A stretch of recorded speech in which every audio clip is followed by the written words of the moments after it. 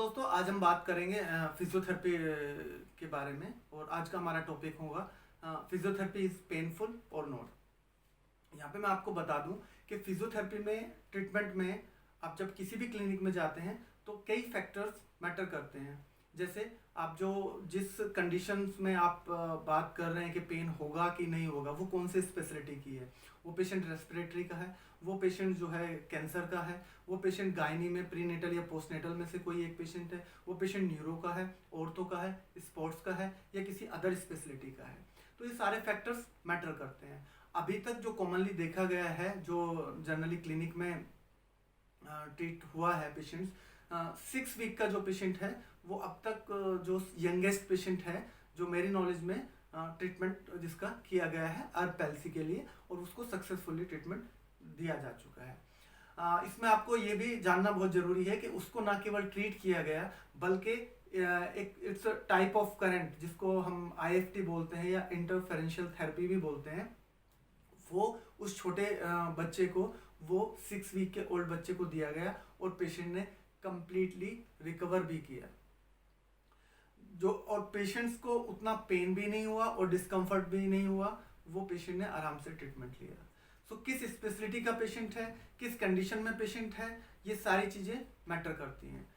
कई बार पेशेंट्स का ये भी देखा गया है कि पेशेंट को ऑलरेडी इतना सीवियर पेन है कि अगर उसको स्लाइटली डिस्कम्फर्ट या पेन हो तो उसको फील ही नहीं होता है। तो ऐसी कंडीशन में फिजियोथेरेपी उनको उल्टा हेल्प करती है, ना कि उनको पेन करती है। अब कुछ कंडीशन में ऐसा भी देखा गया है कि पेशेंट पेन की वजह से उनका ऑलरेडी साइकोलॉजिकली जो एक लेवल है, उनका जो स्ट्रेस लेवल है या मेंटल लेवल है, वो एक अलग ही साइकोलॉजिकल फैक्टर की वजह से उनको पेन फील हो सकता है या डिस्कम्फर्ट फील हो सकता है। बट जनरली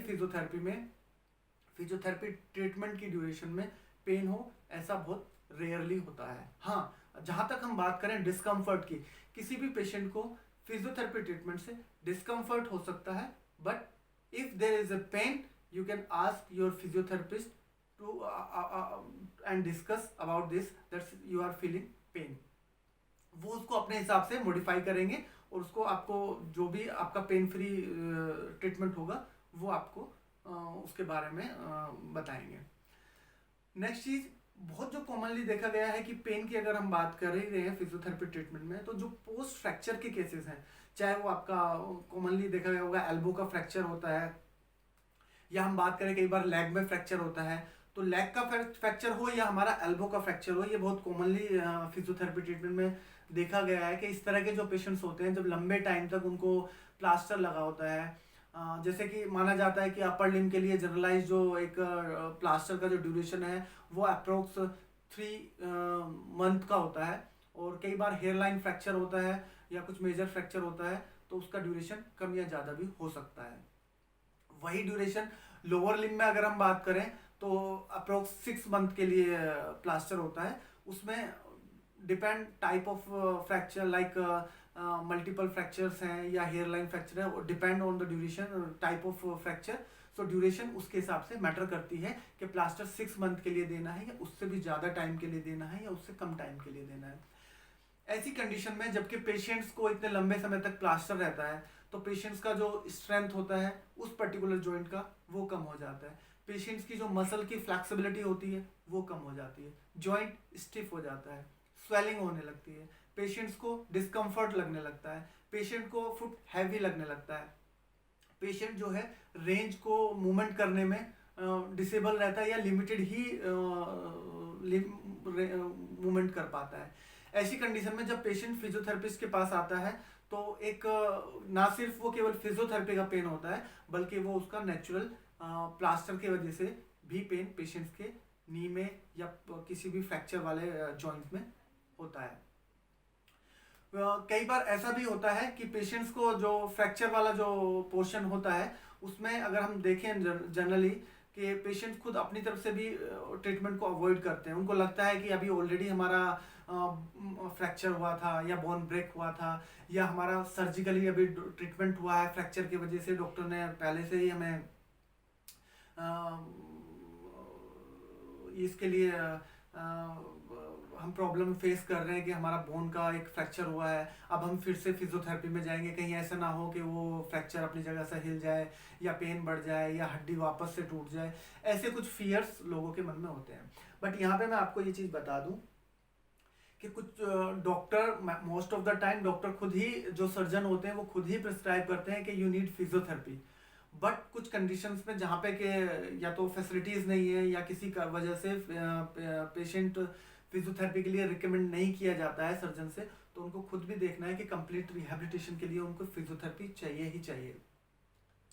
इसके अलावा अगर आप देखें कि फ्रैक्चर के पेशेंट्स को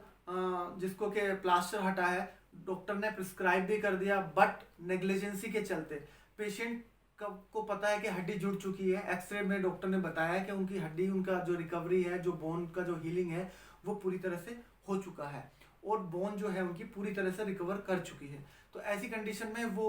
उस पर्टिकुलर पार्ट को जहाँ पे कि उनको फ्रैक्चर है उसको वो और थोड़ा दिन रेस्ट में रखते हैं, जिसकी वजह से क्या होता है, एक पर्टिकुलर ड्यूरेशन में जहाँ पे कि ऑलरेडी जॉइंट को इमोबिलाइज रखा हुआ है डॉक्टर ने, वहाँ पे प्लास्टर रखा हुआ है, लंबी ड्यूरेशन तक मूवमेंट नहीं हो रहा है, उसके बाद प्लास्टर हटने या सर्जरी होने के बाद भी पेशेंट ने अपनी सेफ्टी पॉइंट से या अपने हिसाब से पेशेंट उस पर्टिकुलर जॉइंट को और थोड़ा ड्यूरेशन के लिए रेस्ट दे दिया, जिसकी वजह से उसका पेन, स्टिफनेस, वीकनेस और ज़्यादा बढ़ गया। अब ऐसी कंडीशन में जब पेशेंट फिजियोथेरेपिस्ट के लिए, फिजियोथेरेपी ट्रीटमेंट के लिए क्लिनिक में एंटर होंगे, तो क्या होगा कि उनकी इतनी स्टिफनेस के बाद थोड़ा बहुत उनको प्रेशर या उनको थोड़ा सा फोर्स देना पड़ता है, जिसकी वजह से डिस्कम्फर्ट पेशेंट को हो सकता है। इसके अलावा ये भी देखा गया है कि कुछ पेशेंट्स को इसके बारे में नॉलेज ही नहीं होता है कि उनको, ना तो उनके डॉक्टर ने उनको बताया है और ना उनको खुद को पता है कि उनको फ्रैक्चर के बाद में फिजियोथेरेपी लेना है। तो ऐसे केसेस में जब वो लेट फिजियोथेरेपी के लिए आते हैं तो उस कंडीशन में भी थोड़ा बहुत उनको, पेशेंट को डिस्कम्फर्ट फिजियोथेरेपी ट्रीटमेंट से फेस करना पड़ेगा।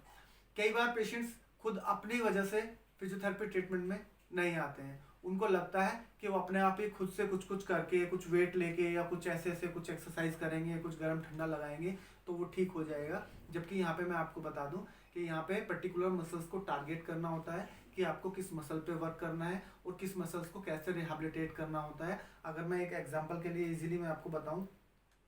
सपोज कीजिए ये हमारा एल्बो एक जॉइंट है, तो हमें इसमें पर्टिकुलर हमें देखना पड़ेगा कि हम जब इसके रिहेबिलिटेशन के लिए बात कर रहे हैं, जब हम इस जॉइंट के रिकवरी के लिए बात कर रहे हैं, तो हम पहले एल्बो के फ्लेक्शन मसल्स को पहले मूवमेंट में लाएंगे, फंक्शन में लाएंगे, या एक्सटेंशन मसल्स को पहले फंक्शन में लाएंगे, मूवमेंट में लाएंगे।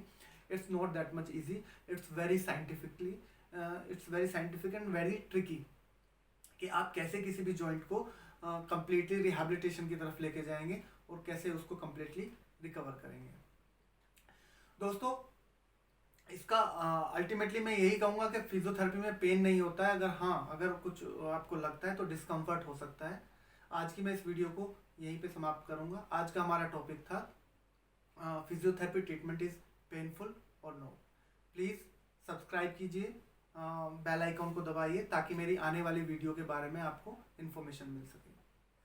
Please like, share and comment. Thank you very much.